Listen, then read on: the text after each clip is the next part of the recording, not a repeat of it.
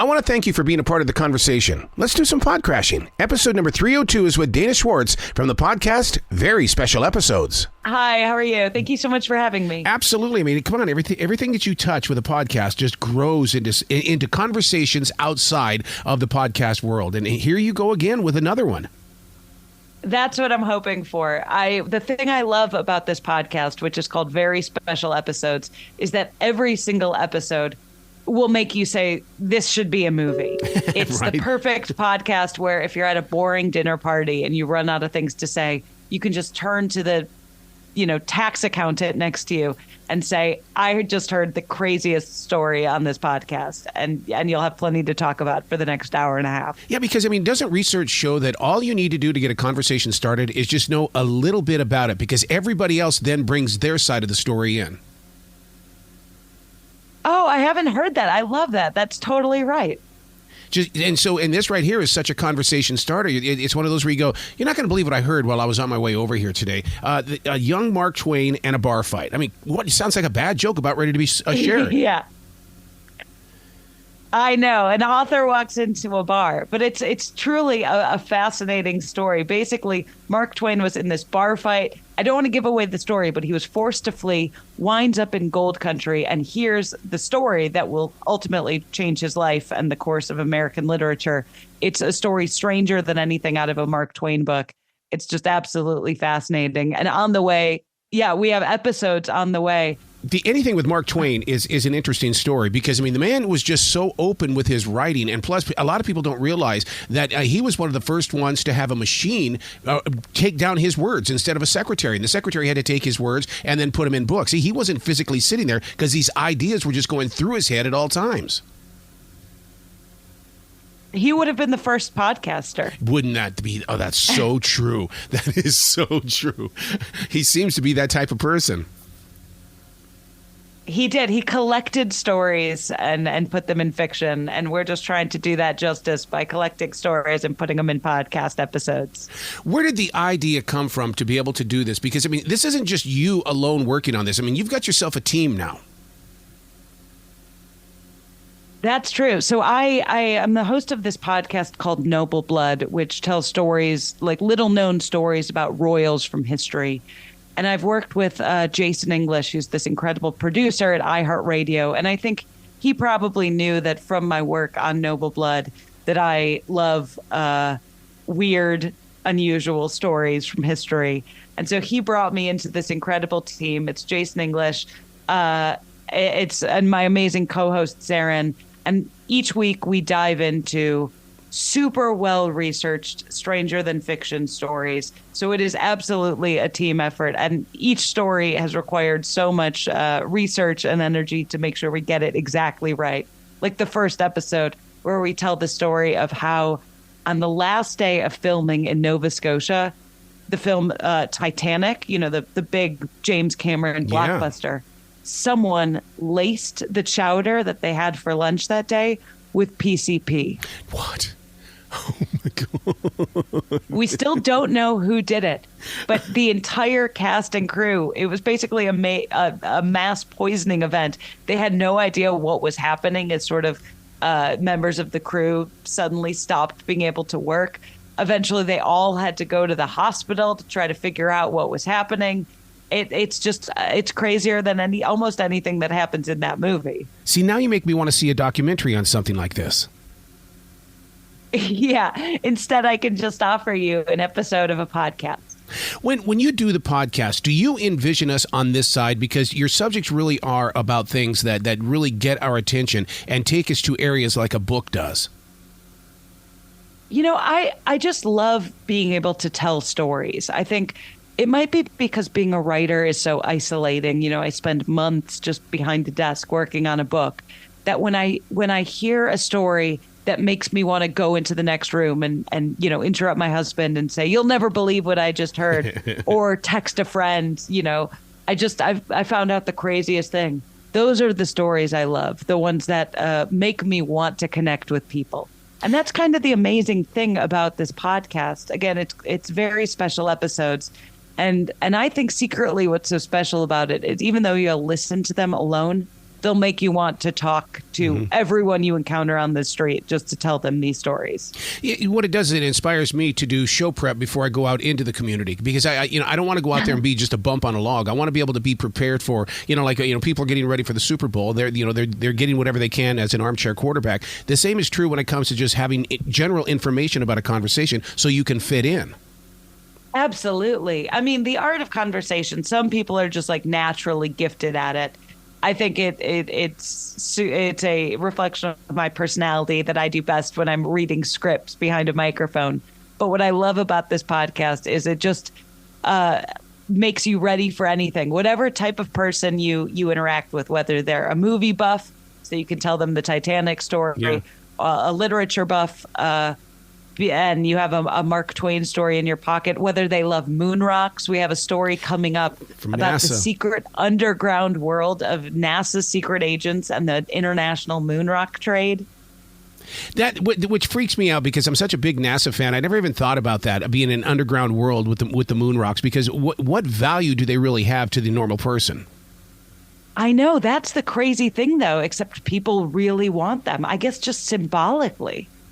But it seems so easy to where I could say, yeah, I got this rock here from the moon. And it's really just from Montana, Right? I mean, maybe we should all just start doing that, just picking up the most gray rock we can find and just tell people they're from the moon, because that will save you thousands of dollars and a lot of legal trouble. Yeah, rocks have always blown me away in the way that, it's like if a rock is in your yard, you throw it, you get rid of it. But yet if it was a lava rock, oh, my God, look what I've got. I've got real lava here now. Yeah, I think kids go through phases, right? Some kids love animals, some kids love dinosaurs, and some kids love rocks. And that actually is sort of what is the inciting incident in this episode, because it was kids from around the world who were able to come to the United States to be gifted a piece of the moon. And then it's those moon rocks that then began being traded on the underground market. Do you ever feel like that you're going to uncover something that someone's going to come knocking on your door going, hey, Dana, you weren't supposed to know this one. You kind of crossed that line this time. I did feel that way when I figured out that NASA has secret agents. When you were like, there are space agents. It was less that I was worried that the police were going to come to my door, and more that I was worried that like any minute there would be an NBC show called like Space Detectives. Yeah. Well, see, I kind of got that vibe when they brought back that little piece of a meteor and they couldn't get it open. I'm going, baloney. What do you mean they can't get it open? There's something really going on here that's top secret. Yeah, they know what's happening, right? See this? You see how these little things that you create on this podcast creates conversation? We all bring in our own little conspiracy theories now. I mean, I believe that conspiracy theory. Once you listen to this podcast and realize how deep the moon rock trade goes, you'll believe anything. So do you feel like a kid when you're doing these podcasts, and you feel like that you're right there in the third grade and your teacher says, okay, here's your writing project. Go get me some information. I kind of think it's better than school. I mean, one of the reasons that when I started Noble Blood, my goal was to make a podcast about history for people who don't think they like history. Because I think the way that things are taught in school is, all names and dates. And the thing about Noble Blood, the podcast that I originally started, was that I wanted to tell stories. Right. I didn't want people to know the year the French Revolution happened. I wanted people to know, what it was like for Marie Antoinette when she was in prison, and then what her last words were as she was being led to the guillotine. Those are stories that I think people will remember. And so one thing that I love about this new podcast, Very Special Episodes, is that I think it's just a reminder for adults to be curious. I mean, kids are naturally curious, and I think that life kind of grinds it out of them. But every episode of this podcast will send you down a rabbit hole, will teach you something that you never knew before, and will make you look at the world in a slightly different way. You bring up a very interesting point about curiosity. Sometimes I think the way adults complain about how life is moving so fast is because we've lost the journey of being curious. And you need podcasts such as this to slow the hell down.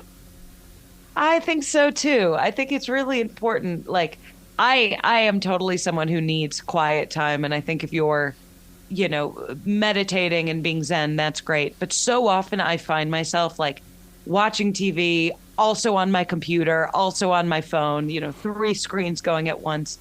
And there's something weirdly calming about putting in my headphones, listening to a podcast, and going for a walk and just concentrating on one thing.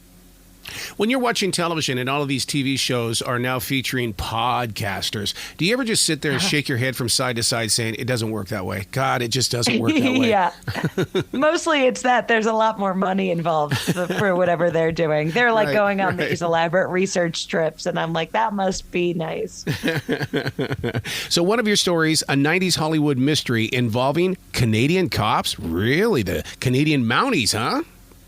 Oh, well, it's the Mounties that came to deal with this PCP incident. Oh, for Nova Scotia, what we were talking about. Yeah. Oh, my God. Yeah, exactly. So that's it. You can imagine James Cameron, the cast and crew of Titanic, and a group of Canadian Mounties walk into a bar. Oh, my God. And here comes Dudley Do-Right. Oh, my God. Yeah. Oh, my God. Do you ever laugh at some of this stuff that you're digging up? Oh, my God, all the time. Some of it is so funny. Like, one thing that I find absolutely insane, did you know that no one actually knows for sure who wrote the Pledge of Allegiance? What?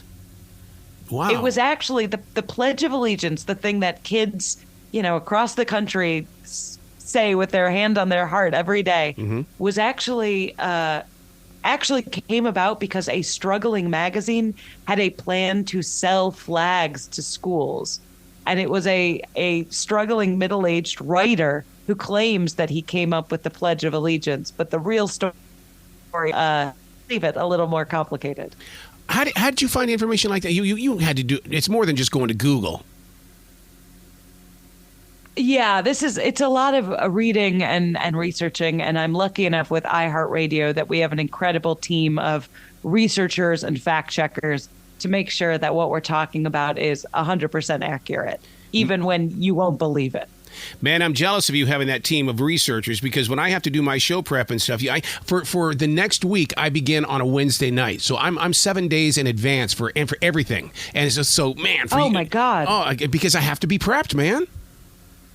Yeah, what is your prep like? My prep, I literally have got to be in a place with maybe some REM playing in the background, or maybe even I'll jump up there and play some ABBA as well. But I have to go into that zone, and I'll stay there. And it's just research, just dig. Okay, this sounds like a cool story, but I think I can go deeper. I've got to find it somewhere else. This is just part of the story. And because you realize that when you're looking up things in magazines, or if you're on the web, they only put what what's going to keep the reader there for a second, and I want something that's going to keep them there for minutes, maybe even hours.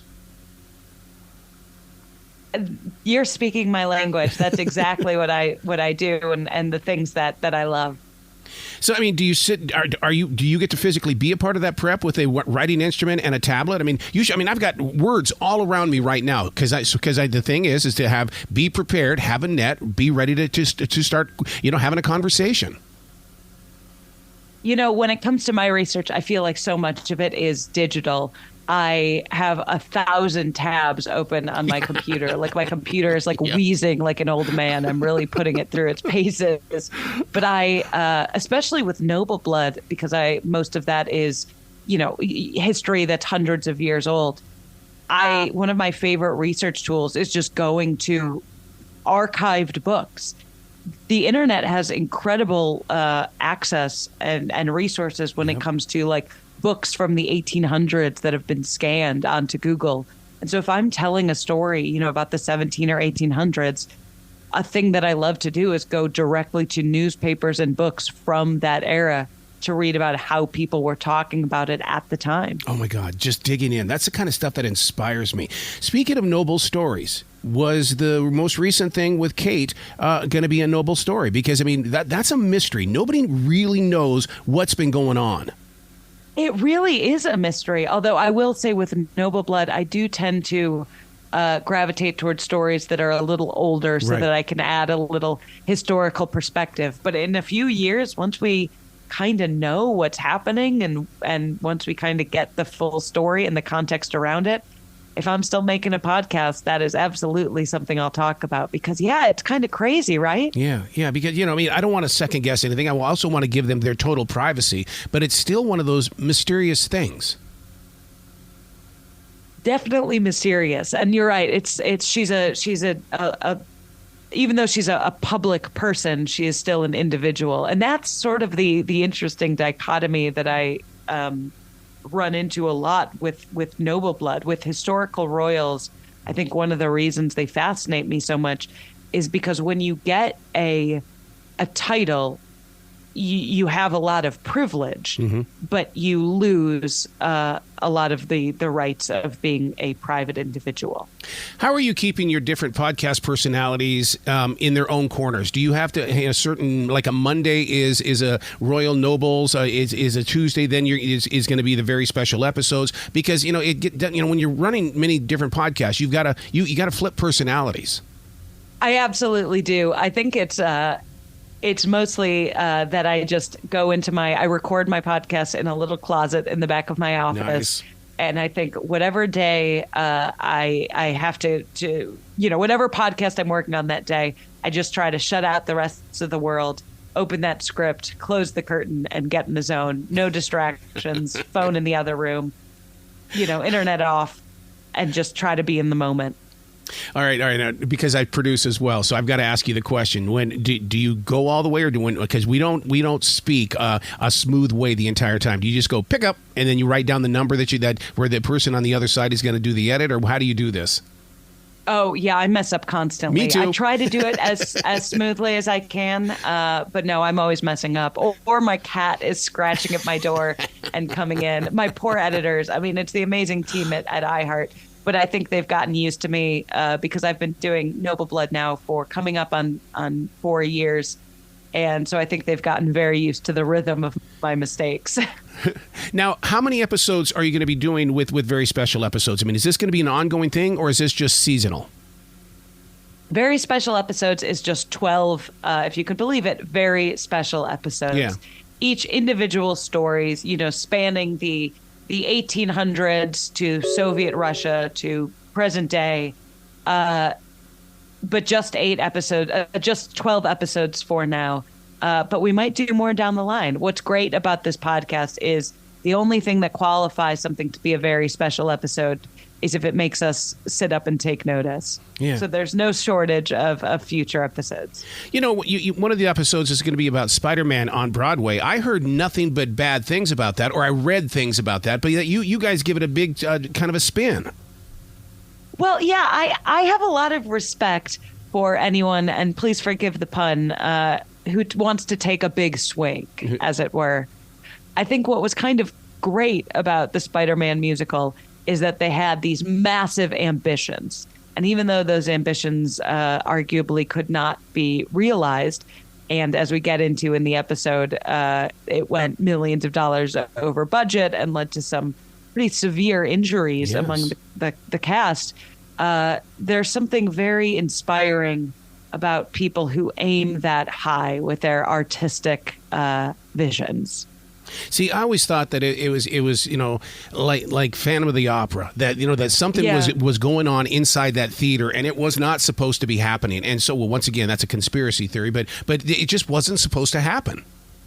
I mean, that is absolutely true. As we get into in the podcast, the real story behind that show is sort of feuding producers, people edging each other out for creative control, and ultimately these stunts that were happening that should not have been happening. Do you, when you sit down with Zarin and Jason, you're so one-on-one? I mean, you guys are Zooming together. I mean, you're not in the same studio, are you? We are not in the same studio. We're Zooming together as we're talking about these episodes, and it's so fun to at least see each other's faces as we talk. But next week, we are going to be recording live together in person in Las Vegas, which will be really fun. That's going to be a different kind of an experience. You're going to have to take your writing instrument with you and do some notes or something, because when you're face to face, that's even like Jason Bateman and Will Arnett and those guys. When they get together in the same place, it's a different kind of a listen. It's going to be a different listen. So stay tuned on these podcasts. I hope listeners join us for the ride. And I wonder if you'll hear the difference of when we're recording in person. I will. Only because I live this lifestyle. Yeah.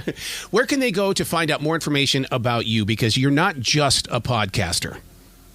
No, I do have these podcasts, but I've also written books. My latest books are Anatomy, a love story, and its sequel, Immortality, a love story. And those are stories. I mean, talk about research rabbit holes. They're fictional novels, but they're set in the world of the early 1800s and the surgical world in Edinburgh when surgery was just beginning. So if that interests you, check out those books and listen to the podcast Noble Blood if you want to hear more of my voice, and listen to our brand new podcast, very special episodes. Well, you got to come back to the show again, Dana. You know the door is always going to be open for you. Thank you so much for having me. This was so great. You be brilliant today, okay? Absolutely. You too.